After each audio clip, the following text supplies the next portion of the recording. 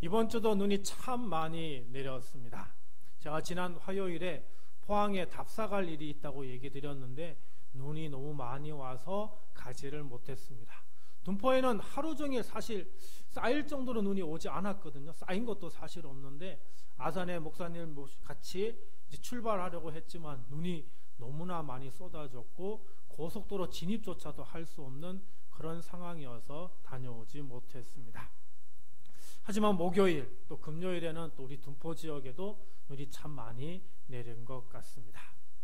제 평생 겨울을 지내면서 이렇게 이 겨울 동안에 눈이 이렇게 많이 내린 적은 제 평생의 경험에 처음이었습니다. 그래서 이번 주도 수요 전도 못 나가고 또 토요 전도도 이번 주에도 하지 못했는데요. 입춘이 지났는데 빨리 날씨가 따뜻해져서 밖으로 전도할 수 있기를 저는 간절히 기도하고 있습니다. 자, 예수님께서 고향에서 배척받으셨지만 갈릴리에서의 전도는 그야말로 대성공이었습니다.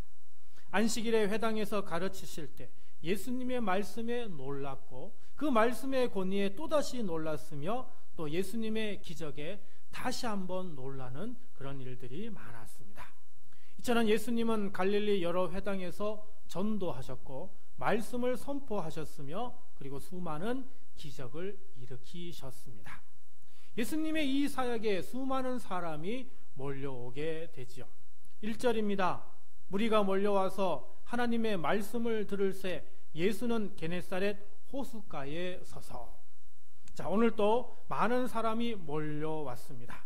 여기 몰려와서에 해당하는 헬라어 에피케이스 다이라는 단어는 압박하다, 밀려오다 이런 의미가 있습니다. 예수님을 찾아온 사람들이 너무 많아서 사람들이 서로 어떻게 해요? 밀릴 정도였고 심지어는 서로 압박하는 그런 정도까지 사람이 몰려왔음을 이야기를 하고 있죠. 이들이 몰려온 이유는 예수님이 행하신 어떤 기적을 보고자 함도 있었지만 하나님의 말씀을 듣고자 하기 위함도 있었던 것이죠. 마침 예수님이 계셨던 곳이 어디라고요? 게네사렛 호숫가라고 얘기합니다. 게네사렛 호수, 누가복음에만 나오는 호수인데 사실 이 호수는 갈릴리 호수와 같은 이름입니다. 이 갈릴리 지역에 있는 호수이기 때문에 갈릴리 호수라고도 하지만 이 갈릴리 지역의 서쪽 편에 게네사렛 평지라고 하는 곳이 있는데 이 지역에 있는 사람은 이 호수를 게네사렛 호수라고 이렇게 이야기를 합니다. 또 요한복음에는 디베랴 호수라고 나오고요. 그리고 구약 성경에는 긴네렛 바다라고 나오는데 이 표현들 전부 다 갈릴리 호수를 이야기합니다. 2절입니다. 호숫가에 배 두 척이 있는 것을 보시니 어부들은 배에서 나와서 그물을 씻는지라. 배 두 척이 있었고 어부들은 육지에서 그물을 씻고 있었죠. 왜? 밤에 어획하는 작업을 다 끝내고 다음 어획을 준비하기 위해서 그물을 손질하고 있었던 것입니다. 배들이 고기잡이를 마치고 마무리 작업을 하는 그때에 예수님이 그곳에 오셔서 무리들에게, 사람들에게 말씀을 전하게 된 것입니다. 3절입니다. 예수께서 한 배에 오르시니 그 배는 시몬의 배라. 육지에서 조금 떼기를 청하시고 앉으사 배에서 무리를 가르치시더니. 예수님께서 한 배에 오르셨는데 그 배의 주인이 누구라고요? 시몬. 여러분, 시몬이 누굽니까? 베드로를 얘기를 합니다.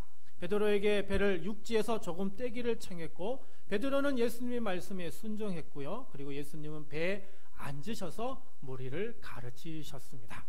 예수님은 이미 베드로와 안면이 있습니다. 앞장인 4장 38절 39절에 예수님이 베드로의 집에 가서 베드로의 장모의 열병, 아주 중한 병인데 이 병을 고쳐주었기 때문이죠. 그래서 이미 베드로는 배에 앉아 있으면서 이미 안면이 있는 예수님께서 어떤 말씀을 하시는지에 귀를 기울였을 것입니다. 여기서 매우 중요한 것은 수많은 사람들은 배 안이 아닌 육지에서 배에 앉아 계신 예수님의 말씀을 들었다라고 한다면 베드로는 배 안에서 예수님 바로 곁에서 예수님 가까이에서 예수님의 말씀을 들었다라고 하는 것이죠. 예수님의 말씀을 다 듣고 난 후 예수님과 베드로가 대화하게 됩니다. 자, 그렇다면 예수님과 베드로는 어떤 대화를 나눌까요? 그리고 베드로는 예수님과의 이 대화에서 어떤 말을 하고 어떤 행동을 할까요? 오늘 이 시간에는 베드로가 예수님의 말씀을 듣고 행한 반응 3가지를 보고자 합니다. 하나님의 은혜와 지혜가 함께하는 이 시간이 되길 간절히 바랍니다. 첫 번째로 베드로는 말씀에 의지하여 그물을 내립니다. 우리 4절 말씀 볼까요? 말씀을 마치시고 시몬에게 이르시되 깊은 데로 가서 그물을 내려 고기를 잡으라. 예수님께서 베드로에게 깊은 데로 가서 그물을 내려 고기를 잡으라고 하시죠.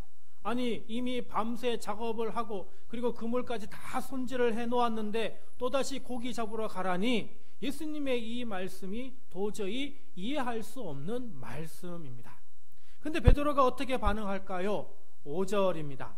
시몬이 대답하여 이르되 선생님, 우리들이 밤이 새도록 수고하였으되 잡은 것이 없지만은 말씀에 의지하여 내가 그물을 내리리이다 하고, 베드로가 먼저 그날 밤새도록 한 그 고기 잡은 결과를 이야기해 줍니다. 밤이 새도록 수고하였지만 잡은 것이 없었다라고 얘기를 하죠. 베드로는 새벽 작업으로 지치고 피곤한 상태였고 그리고 잡은 것이 없어서 매우 상심한 상태였음에 틀림이 없습니다. 그럼 베드로에게 고기를 잡으라고 예수님이 말씀하셨는데 이때 베드로의 반응이 어떻게 했다고요? 말씀에 의지하여 내가 그물을 내리리이다. 예수님의 말씀을 따르겠다. 예수님의 말씀에 순종하겠다고 고백하고 있습니다. 그러자 어떤 일이 벌어졌습니까? 6절과 7절입니다. 그렇게 하니 고기를 잡은 것이 심이 많아 그물이 찢어지는지라. 이에 다른 배에 있는 동무들에게 손짓하여 와서 도와달라 하니 그들이 와서 2배의 채움에 잠기게 되었더라. 예수님의 조언을 받아들인 베드로는 그물이 찢어질 정도로 고기를 잡았고요, 배에 채웠는데 그 2배가 잠길 정도의 놀라운 기적을 경험하게 됩니다. 자, 여기서 중요한 것은 5절에 말씀에 의지하여입니다. 말씀에 의지하여에 해당하는 헬라어를 보니까 에피, 토, 레마티, 수라고 하는 단어입니다. 이 단어는 당신의 말씀 위에라는 그런 의미가 있습니다. 그러니까 베드로가 자기의 머리에서 나오는 계산대로 생각한 대로 행동하고 움직인 것이 아니라 당신의 말, 예수님의 말 위에 예수님의 그 말씀에 의지하여 내가 행동하겠다라고 하는 의미이죠. 자기가 그동안 쌓은 업으로서의 지식, 고기 잡는 방법, 고기 잡는 시간, 고기가 많이 잡히는 그 장소 등 이 모든 것에 대한 자신이 가지고 있는 그 지식들로 가지고 결정하지 않고 오직 예수님이 말씀 위에 움직였다라고 하는 것을 말하고 있는 것이죠. 이 표현은 베드로의 놀라운 순종이 담겨져 있습니다. 구약 성경에 베드로처럼 말씀에 의지하여 순종한 인물이 있죠. 그 사람은 바로 창세기에 나오는 아브라함입니다.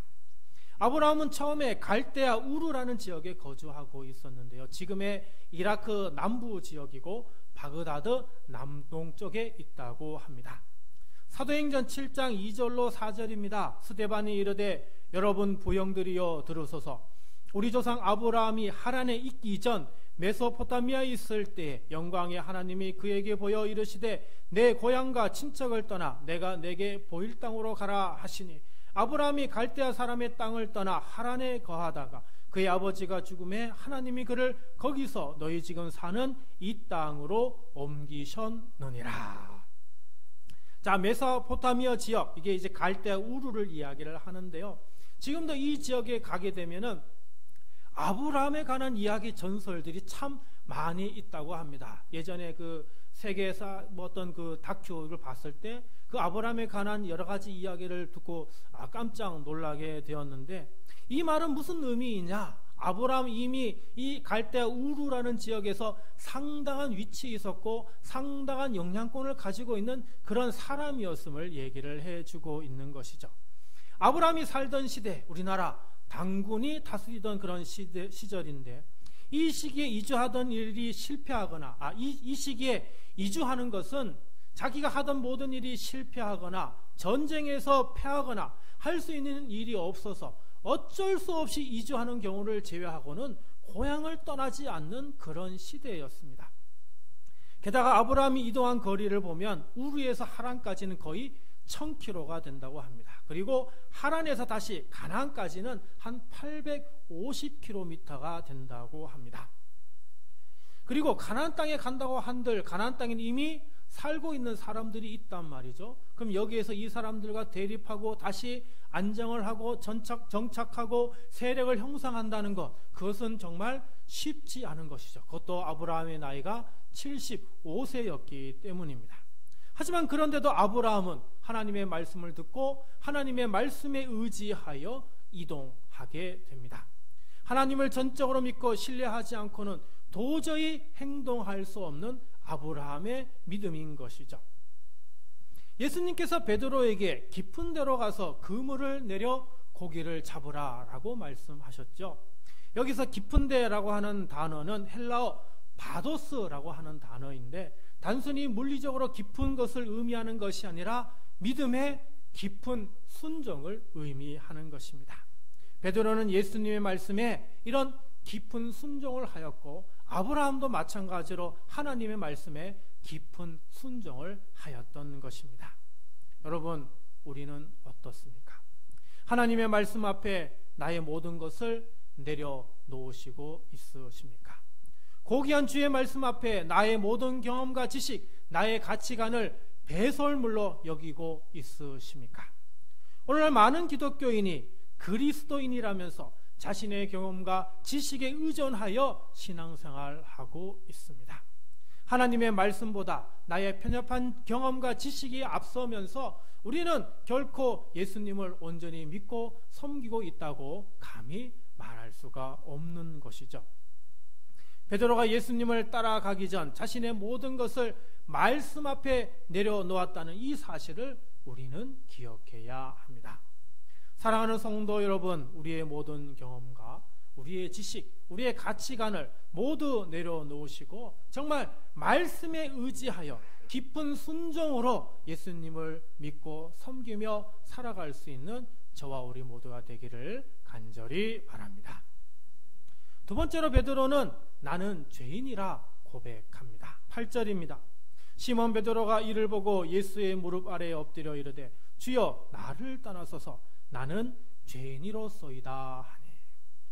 시몬 베드로가 이를 본 거는 뭐죠? 말씀에 의지하여 깊은 데로 가서 그물을 내렸더니 잡은 고기가 심히 많았고 2배에 채웠는데 배가 잠길 정도가 되는 그것을 직접 눈으로 본 것을 말하죠. 베드로는 평생 고기잡이를 하면서 2배에 가득 채울 정도의 경험이 단 한 번도 없었을 것입니다. 그것은 베드로뿐만 아니라 베드로의 동료들 역시 마찬가지였겠죠. 9절과 10절 앞부분입니다. 이는 자기 및 자기와 함께 있는 모든 사람이 고기 잡힌 것으로 말미암아 놀라고 세베대의 아들로서 시몬의 동업자인 야고보와 요한도 놀랐음이라. 자, 이런 기적을 경험하고 모든 사람들이 놀라지 않을 수 없었겠죠. 보통 사람이라면 이런 진기한 경험을 하면 신기해하고 놀라 소리 지르고 탄성을 높이는 것은 당연한 것입니다. 하지만 베드로는 그러지 않았습니다. 베드로는 지금 그물이 끊어질 정도로 많이 잡은 고기에 집중하지 않았습니다. 베드로는 지금 두 척의 배가 가라앉을 정도로 고기 잡은 것이 전혀 중요하지 않았습니다. 지금 베드로에게 중요한 것은 지금 내 앞에 있는 분이 도대체 누구인가라고 하는 것이죠. 깊은 데로 가서 그물을 내려 고기를 잡으라는 그 말씀에 의지하여 2배를 가득 채운 이 사건을 통해서 베드로는 예수님에게서 인간으로서는 도저히 가질 수 없는 거룩한 신성을 느꼈기 때문입니다. 여러분, 신성이라고 하는 단어 아십니까? 사전적 의미로 찾아보니까 함부로 가까이 할 수 없을 만큼 고결하고 거룩함이라는 그런 뜻이 있습니다.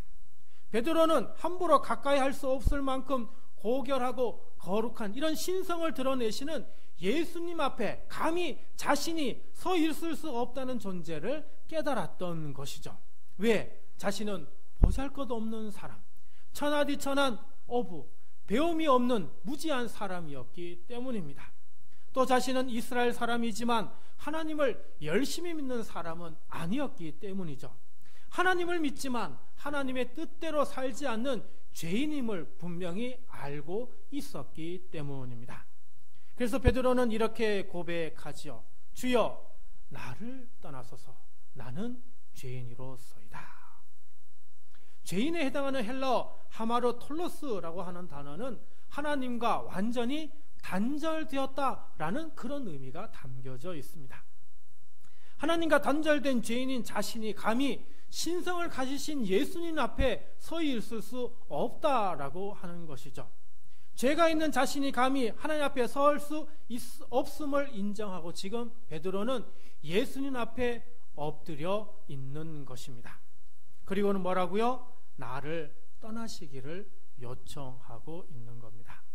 예수님 앞에 엎드린 베드로의 겸손을 우리는 엿볼 수가 있습니다. 구약 성경에 베드로처럼 고백한 선지자가 있지요. 그 사람은 이사야 선지자입니다. 이사야 6장 1절에서 4절에 여호와께서 성전에 임하셨다고 합니다. 천사들이 하나님을 모시고 섰고 천사들은 거룩하다 거룩하다 거룩하다 만군의 여호와여 그의 영광이 온 땅에 충만하도다 라며 크게 외쳤습니다. 그리고 성전에는 연기가 충만했다고 하죠. 이때 이사야 선지자가 이 모든 것을 보고는 이사야 6장 5절로 이렇게 고백을 합니다. 그때 내가 말하되 화로다 나여 망하게 되었도다. 나는 입술이 부정한 사람이요 나는 입술이 부정한 백성 중에 거주하면서 만군의 여호와이신 왕을 배었음이로다 하였더라. 자, 하나님을 본 이사야가 제일 먼저 뭐라고 얘기했다고요? 화로다 나여 망하게 되었도다. 망하게 되었도다 무슨 말입니까? 지금 내가 죽게 되었다라고 하는 것이죠. 왜? 입술이 부정한 사람이기 때문입니다. 입술이 부정한 사람, 자신이 어떻게 해요? 부정한 존재라는 겁니다. 자기는 죄 많은 사람이라는 겁니다. 자기는 의인이 아니라 죄인이라고 하는 것이죠. 그래서 감히 하나님 앞에 서면 절대 살아있을 수 없는 존재라는 걸 지금 고백하고 있는 겁니다. 하나님 앞에선 이사야의 이런 놀라운 고백을 볼 수 있습니다. 우리는 이 세상에서 성공과 꿈을 위해 살다가 그만 하나님을 잊고 살아갈 때가 많습니다. 세상의 성공, 결혼, 직위, 인기에 연연하며 살다가 하나님을 외면하고 살아갈 때가 얼마나 많은지 모릅니다. 하지만 어느 한순간 이 세상을 주관하시는 주님을 만나게 될 때 우리는 우리가 얼마나 어리석은 존재인지 얼마나 어리석게 삶을 살았는지를 깨닫게 됩니다. 감히 하나님 앞에 설 수 없는 존재임을 우리 주님 앞에 엎드려야 하는 존재임을 비로소 깨닫게 되지요. 사랑하는 성도 여러분, 하나님 앞에 서 보신 적 있으십니까? 주님 앞에 서 계신 적 있으십니까? 만약 있다면 여러분들은 어떠한 반응을 보이셨습니까? 주님 앞에 엎드려 나는 죄인입니다. 엎드려 이렇게 머리를 숙이셨습니까? 아니면 주님 앞에 고개를 들고 자신이 죄인임을 모른 채 당당히 서 있으셨습니까? 주님을 만나지 못하셨다면 후회하기 전에 먼저 주님 앞에 우리의 죄를 고백하고 아뢰어야 합니다. 오늘 거룩한 주일이 바로 하나님 앞에 우리의 죄를 고백하기 가장 좋은 날이죠. 사랑하는 성도 여러분, 우리 주님께 우리의 부끄러운 모든 것을 아뢰고 용서받으시고 돌아가시는 이 시간 되시기를 바랍니다. 또한 아울러 우리 주님을 만나실 때 내 자신이 얼마나 부끄러운 죄인인지를 온전히 깨닫고 주님 앞에 엎드리시고 머리를 숙이시고 자복할 수 있는 그런 우리 모두가 되기를 간절히 바랍니다. 마지막 세 번째로 베드로는 예수님을 따릅니다. 예수님은 자신 앞에 머리를 숙이고 엎드려 있는 베드로를 보시죠. 베드로의 그 겸손을 보십니다. 그리고 예수님께서 베드로에게 이렇게 말씀하십니다. 10절 하반절입니다. 무서워하지 말라. 이제후로는 내가 사람을 취하리라. 취하리라에 해당하는 헬라어 조구레오라고 하는 단어인데요, 산채로 잡다, 포획하다 이런 의미가 있습니다. 사람을 취하라, 즉 사람을 산채로 잡고 사람을 살아있는 죄로 포획하라 라고 하는 것이죠. 무력을 써서 사람을 잡으라는 그런 의미가 아니라 사람의 생명을 살리라는 그런 의미입니다. 11절입니다. 그들이 베드로를 육지에 대고 모든 것을 버려두고 예수를 따르니라. 배를 육지에 대고 모든 것을 어떻게 해요? 버려두었다라고 합니다. 버려두었다, 아펜테스라는 헬라어 단어인데 완전히 포기하고 떠났다, 이런 의미가 있습니다. 이것은 단순히 일시적으로 버려두고 떠난 것이 아니라 삶의 방향을 완전히 바꾸어서 더 이상 어부로서의 삶을 살지 않는다는 걸 얘기하고요, 새로운 삶을 살겠다는 각오가 담겨져 있는 단어입니다. 그리고 따르니다에 해당하는 헬라어 아콜루데오라고 하는 단어는 뒤를 따르다, 동행하다, 스승을 따라 배우다, 이런 의미가 담겨져 있습니다. 예수님의 가르침을 배우고 예수님의 가르침에 순종하며 예수님의 삶을 따라 배우며 살아갈 것을 말하는 단어이죠. 이처럼 베드로는 과거의 모든 삶을 다 포기하고 오직 예수 그리스도만을 따르기로 작정을 합니다. 신약의 베드로와 같이 모든 것을 포기하고 예수님만 따르는 사람이 있죠. 그 사람은 사도 바울입니다. 예수님을 만나기 전 예수님을 믿던 사람을 핍박했던 이 바울이 다메섹 도상에서 예수님을 만난 후 자기가 그동안 가지고 있었던 모든 것들을 다 내려버리고 그리고 예수님만을 따르게 됩니다. 예수님을 믿는 사람을 핍박했던 그 바울이 이제는 예수 그리스도를 전하는 복음 전도자가 된 것이죠. 1차 아시아 전도여행, 2차 아시아 유럽 전도여행, 3차 아시아 유럽 전도여행, 그리고 마지막 4차 전도여행 로마에까지 가서 복음을 전하였습니다. 오늘을 살아가는 우리들은 예수 그리스도께서 우리를 부르심에 응답할 수 있어야 합니다. 다시 11절 볼까요? 그들이 베드로를 육지에 대고 모든 것을 버려두고 예수를 따르니라. 자, 여기서 재미있는 것을 볼 수 있는데 분명히 예수님은 시몬인 베드로에게 얘기를 했는데 11절에는 누구요?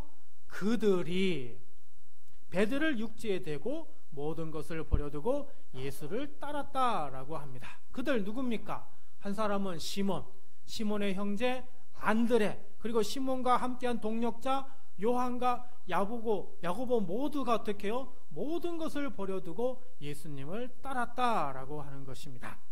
시몬 한 사람만 예수님을 따른 것이 아니라 그들과 함께 했던 동력자들이 함께 예수님을 따랐던 것이죠. 우리는 고기를 낚는 어부처럼 세상적인 사람이 되어서는 아니 됩니다. 우리는 사람을 낚는 제자로 부르심을 받았습니다.